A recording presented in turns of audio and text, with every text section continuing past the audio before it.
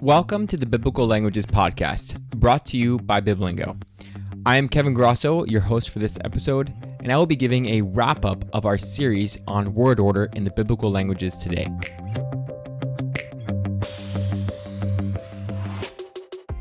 We've done this series over several months and covered a lot of different topics, so I thought it would be helpful to give a recap of what we have said and to relate the episodes to each other. So in our first episode, I talked with Paul Krager. We introduced the idea of word order, and the first question we asked is, what does it mean for a language to have a basic word order? So in particular, the word basic is important here. What does it mean to have a basic order?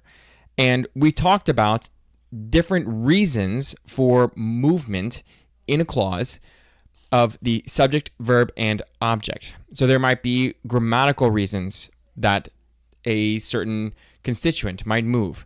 There might be semantic reasons a verb or subject might move or an object. Or there might be pragmatic reasons a subject, verb, or object might move. So when we talk about what is basic, what we're trying to get after is what is the order that we find when we don't have a grammatical, semantic, or pragmatic reason for that order. The basic order is neutral in the sense that it doesn't have any of these special elements that are triggering a different order.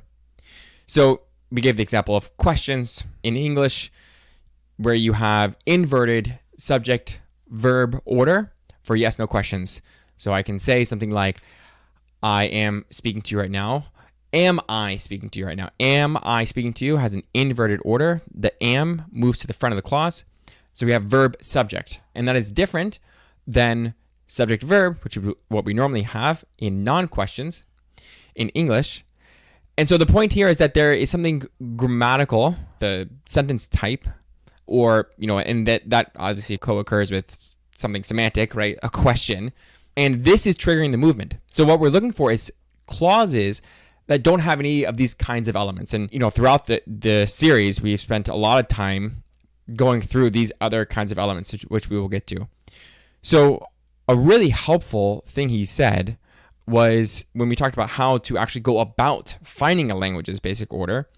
He said, you normally look for clauses within discourse and not narrative. And this is something that some people in the literature have said differently. So some people said, oh, okay, well, if it's the main clause in narrative, then it must be the basic order. But he said that actually funny things happen in narrative. And what we really want is the order within a discourse, specifically in a neutral environment. So the question is, how do we get this sort of neutral environment?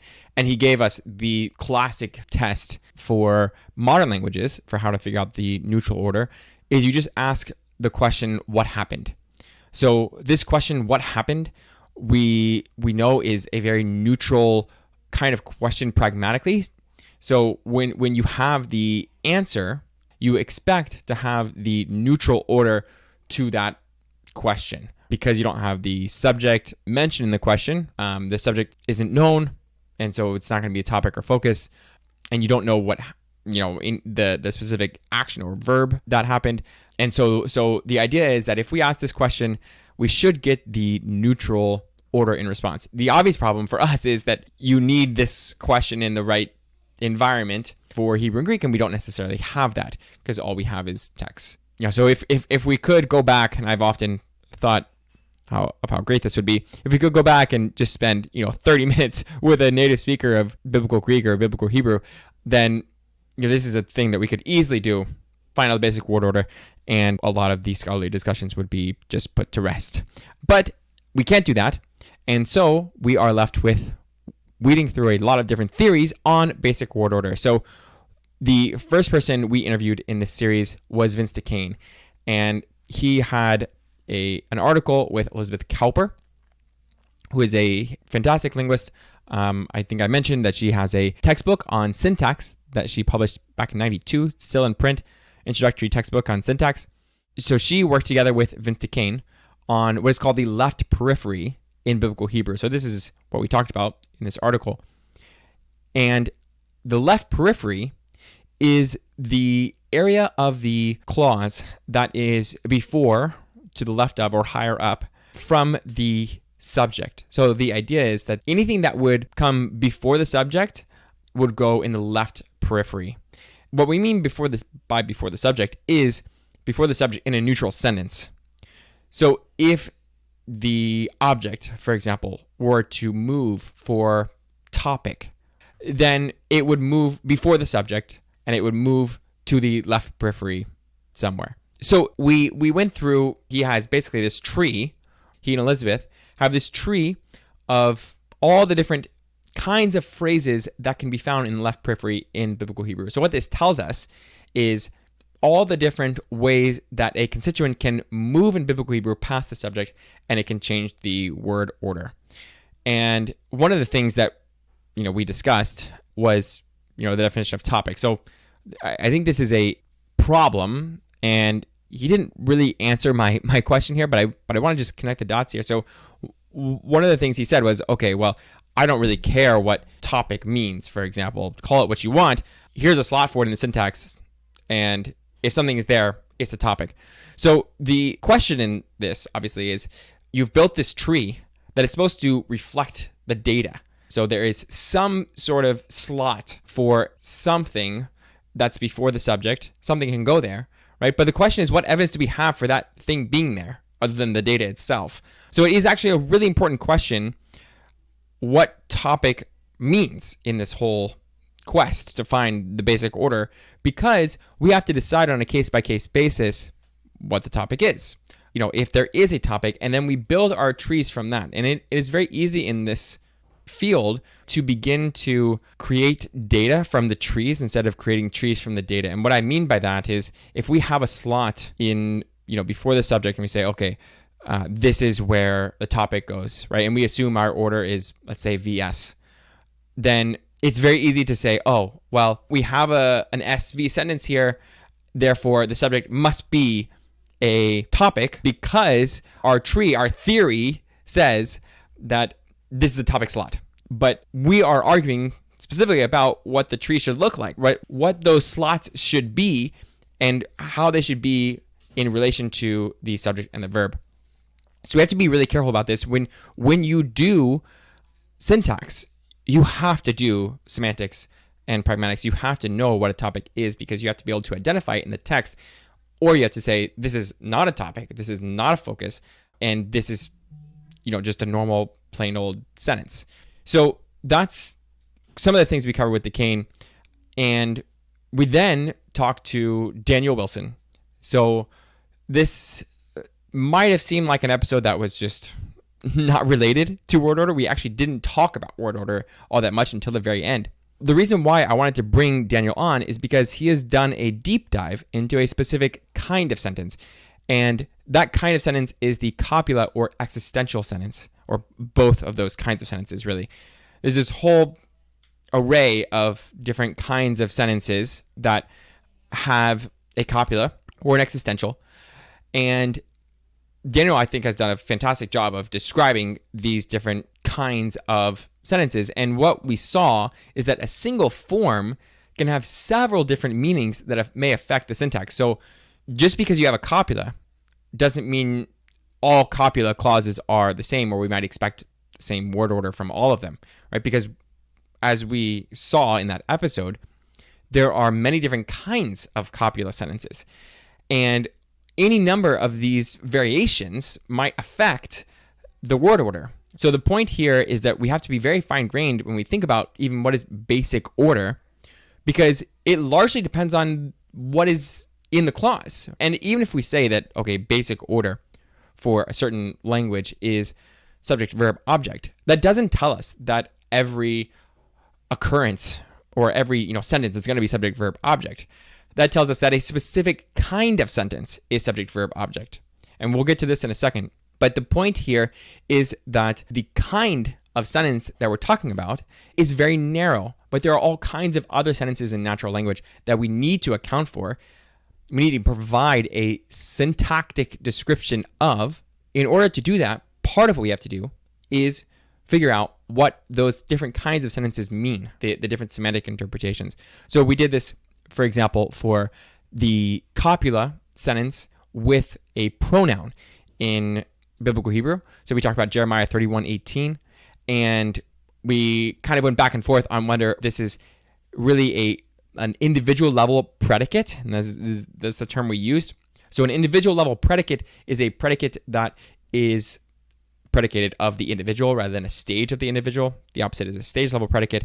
And so what we said was these kinds of predicates are things like I am American. These are things that don't change. They're properties about the subject that don't change. So the predicate, being an American, doesn't change of me.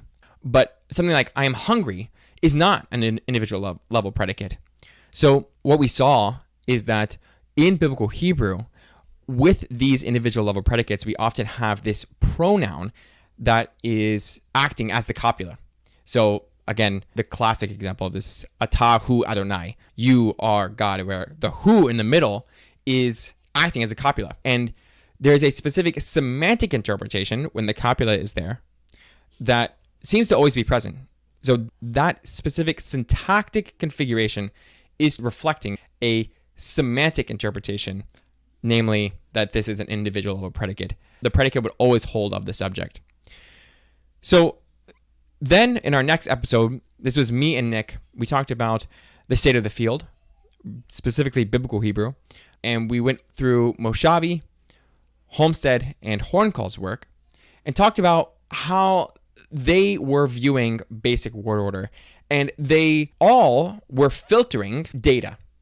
And they used this dictum that we had from Schwerska, and they quoted it, and that I'll go ahead and read again. The point of this was that they all recognized that we can't take every single clause into account, that there are some clauses that we should exclude. So, for example, we said Moshavi decided to include vayikol clauses, but exclude participle clauses. So that's a decision she had to make based on her theory. We have to have, reasons why we do that. That amount of data obviously leads to a certain interpretation of the data.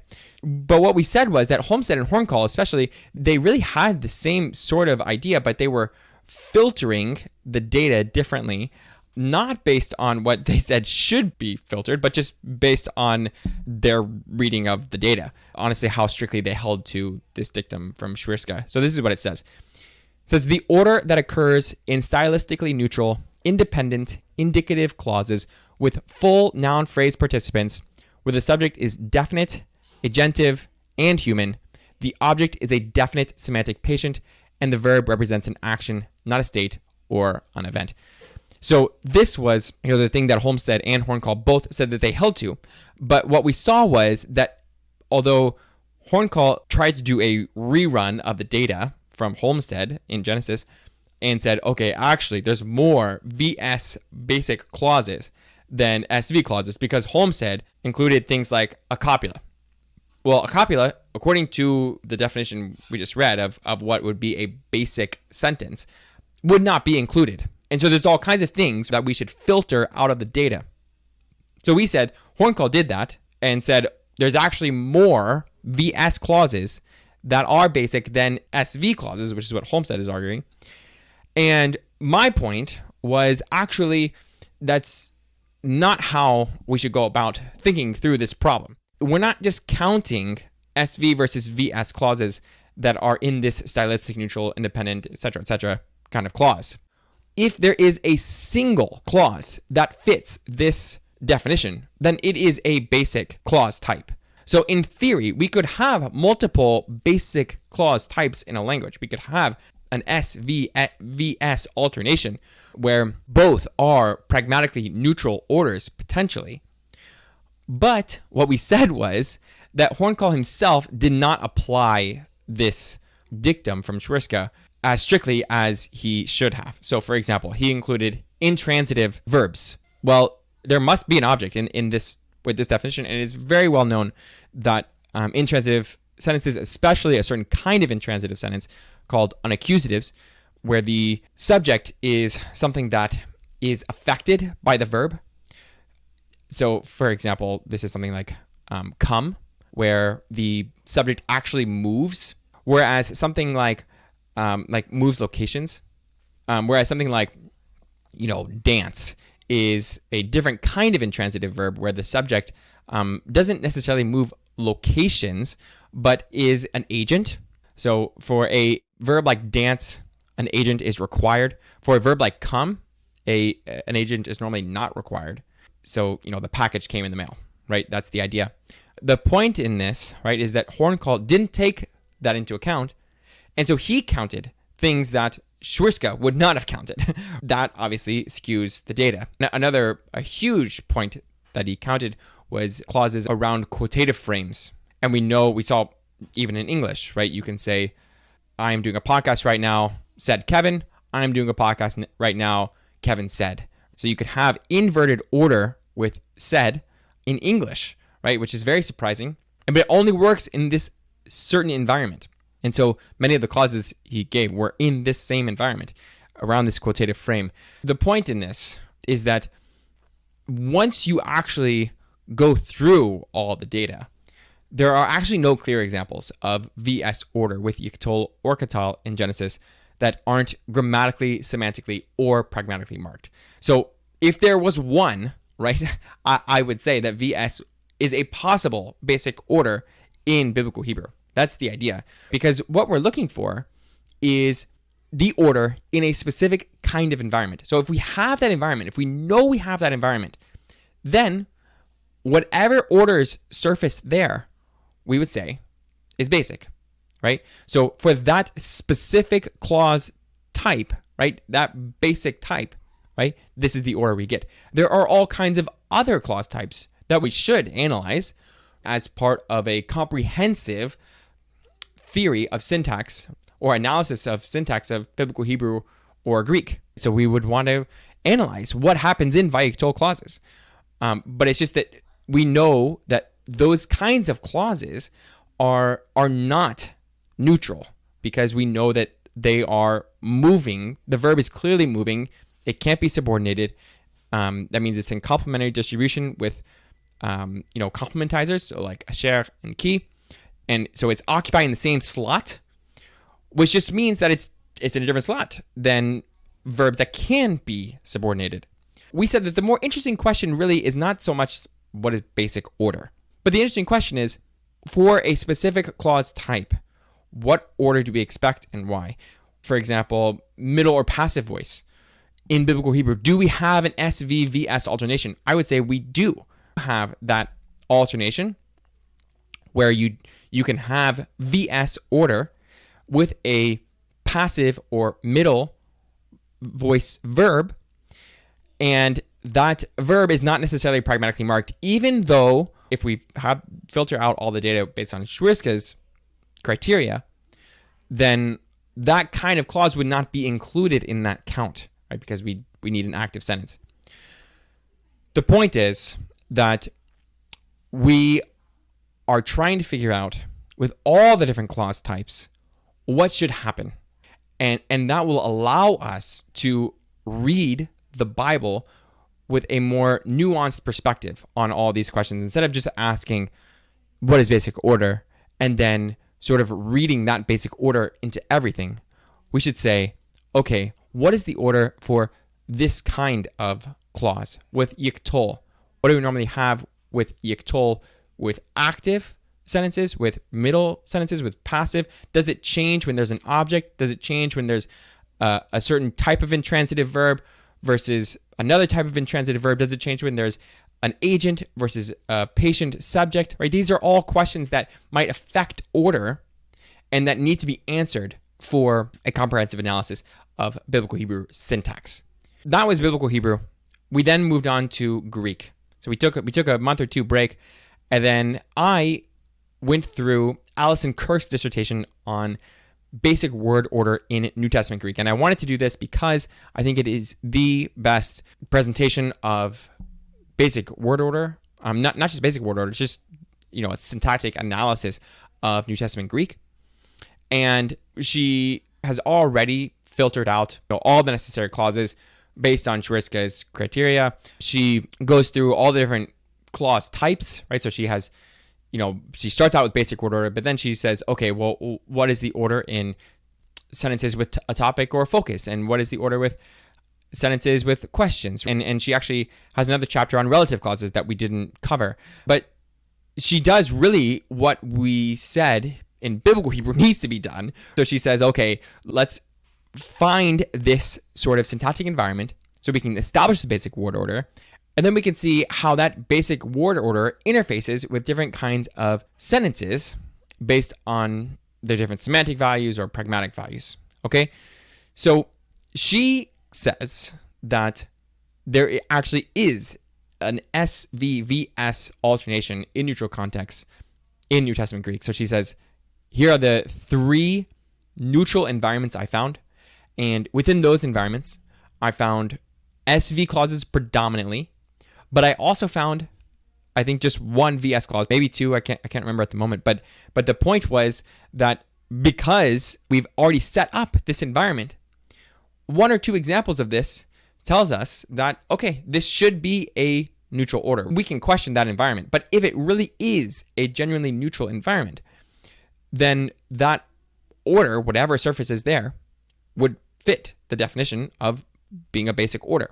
So she says that SV and VS are both basic orders, and she compares this to other languages as well that have this sort of alternation.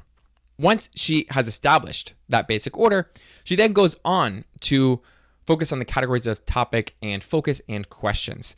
And so one of the things she says is that the categories of topic and focus themselves are not nuanced enough. So she has several different kinds of topics, several different kinds of focus that are possible. Then she tries to establish the relative order of the different kinds of topic and the different kinds of focus. And are these different kinds of topic present with this other kinds of topic or with this other kinds of focus? What she's trying to do is figure out, okay, if we have this surface order, let's say we have a surface order of SOV, then we have 2 constituents before the verb. What is the subject doing in this case? And what is the object doing? Because both of them seem to have moved. We know that the order in New Testament Greek, at least for verb and object, is usually verb-object, and that's pretty robust. So if we have the object before the verb and the subject also, then, or what we said was that the object has moved to a place higher up, and that means maybe the subject has also moved to a place higher up than where the object moved to. So these kinds of sentences allow us to see the kinds of topics and foci that are present in New Testament Greek and their order, because we can see that 2 things have moved, right? So if there is a shifting topic and a familiar topic, we can see how those 2 things are related. So that's the idea. And eventually built this tree, or we described this tree that she built, that just shows the order of the constituents based on this idea that when we see multiple elements move, we can tell where they are in relation to each other, whether it's a topic or a focus. And then we looked at question words, right? And again, there were all kinds of interesting things with different kinds of question words. So object question words, for example, seem to show a distinct order. And this is something that she actually did argue against herself in earlier work. She said that the verb moves with the object, because you pretty much always have VS order for an object question. So when you're questioning the object, for example, what did Mary say? So the what there is questioning the object, is sending in for the object. And then Mary say is the subject verb. So we know actually that object question words seem to show a distinct order in a lot of different languages. Even in English, they behave a little bit differently. They require what's called do support. You have to say, what did Mary say? And you have to have that did there. And that's not always true of, for example, subject question words. You can say, for example, who hit Mary, right? Where who is sending in for the subject, hit is the verb, and then Mary is the object, and there is no required do support. So we know that for whatever reason, and there are reasons for this, people have given reasons for this, that object question words do behave differently in language after language. And so she said, okay, well, there is a very robust pattern in the data. There's only two potential examples. One of them is textually questionable of SV after a object question word. So what does this tell us? Maybe the object question words in Greek behave differently. Maybe they behave in a certain way. And she goes back and forth, and we said that more work could be done here. But the point in this is that here we're talking about a very specific kind of question. And so what we need to do is we need to figure out the order that's expected first, right? The order that is, so-called neutral for this specific kind of sentence. And then we can see, okay, if we have that expected order, if there is an order that we see in the data that isn't expected, then we can say, okay, maybe that order, there's some sort of extra meaning that is going on here that is affecting the order. So the point in all of this is that you have to be more fine-grained. And that leads us to our last episode with Chiara Gianolo. I had a great conversation with her about negative words in New Testament Greek and how they affect word order. She said that objects in New Testament Greek are usually post-verbal. So by post-verbal, we mean that they just follow the verb, right? So you would normally have VO order versus OV order. NCIs, negative concord items, is what we said those are objects that are normally pre-verbal. So this is really interesting, right? There's a certain kind of object, right? So this is a negative concord item, if you don't remember, is something like uden.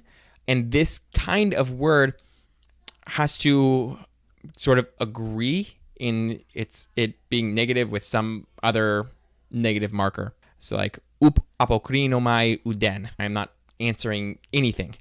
And we said, for example, that these aren't necessarily strengthening the negation. There are some other kinds of negative words that do strengthen negation. We call those negative polarity items. But NCIs don't necessarily do that. What they do is they have this sort of like grammatical agreement, right? And so it might not be semantic, it's more syntactic. But the point is that they show a different order than normal objects, right? So for normal objects, we normally expect a VO. For NCI objects, we normally expect OV. And so, again, what does this tell us? It tells us that this is the kind of data that you have to be careful of when you're actually reading the text. You can't conclude from seeing an OV order with one of these negative concord items that there's something special going on, there's some sort of like special meaning for the object in that case. It's strength and negation, for example. No, that's not the right way to do it, because we know that that kind of object itself is special. And so the point in this is when we build our syntactic theories, and when you are reading the text and you are reading a commentary that's talking about the text, and when someone says, okay, this order is the way it is because of this special meaning, because of topic or focus or emphasis, or emphasis is one that is often said but rarely defined. The point would be is when you see that, you have to ask yourself, okay, what do we expect with this particular kind of clause, in this particular kind of context, the order to be? So if you are building a theory on the syntax of New Testament, then you have to do this for all the different kinds of clauses, as Kirk has started to do for us. Chiara has done, some of this work on negative clauses. If you are reading a commentary, you need to say, okay, is this commentary taking all of these other things into account?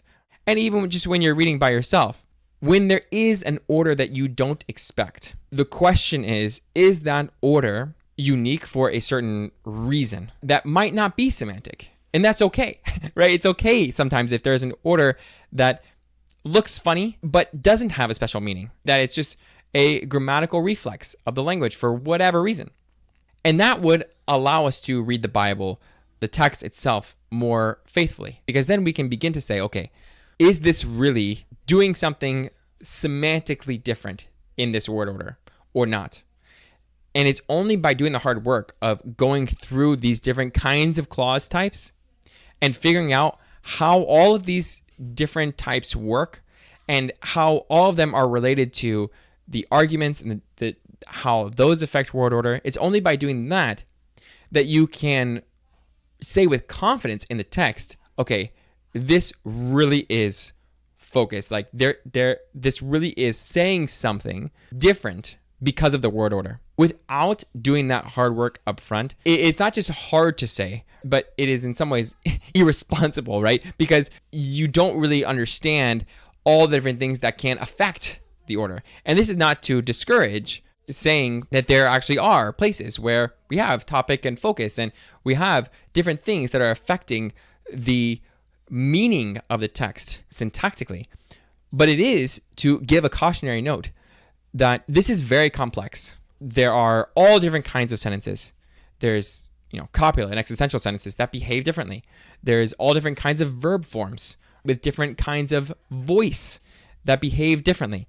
There's different kinds of sentences, like negative sentences and question words, that behave differently. And what we have to do to really understand the text well is figure out what those orders should be, what they can be, and then figure out what is the order in a specific passage that I'm looking at, and what is the message trying to be conveyed because of that order. So this is all really a preface on an analysis. I mean, it is just, we covered a lot in this series, but there's so much work that can still be done, so much work that really needs to be gone over again, that we need to go back to and say, okay, how can we improve upon this? So many assumptions that have been made based on a certain theory of what is basic order, and just kind of blindly seeing, okay, we have this order here. It's different than my basic order hypothesis. Therefore, we have this special meaning here. There's a lot of work to do in being more nuanced, being more careful with the data. And I hope that this series has helped you guys out there begin to ask some of the questions of this text and begin to get into the data and try to figure out some of these issues that affect basic word order in the biblical languages. So that's all we have time for on this episode of the Biblical Languages Podcast. Thank you to all of our listeners for joining us.